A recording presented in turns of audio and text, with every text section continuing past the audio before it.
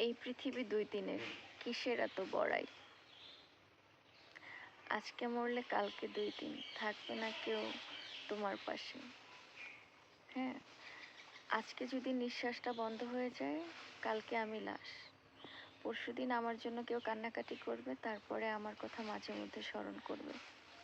তাহলে কেন এত বড়াই করো সবাই? কেন এত বড়াই আমাদের? আবার হচ্ছে একজনকে খারাপ করে নিজেকে ভালো সাজানো।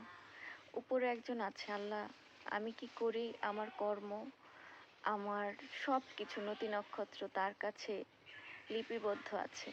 সুতরাং আমি একজনের নামে বদনাম করে নিজেকে ভালো সাজায়ে কার কাছে সাজাচ্ছি? এই দুনিয়ার মানুষের কাছে।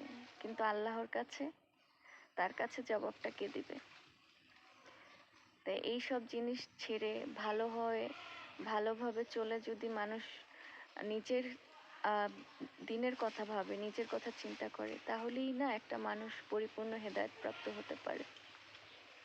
আর আল্লাহ কখন কাকে হেদায়েত দান করে কেউ জানে না।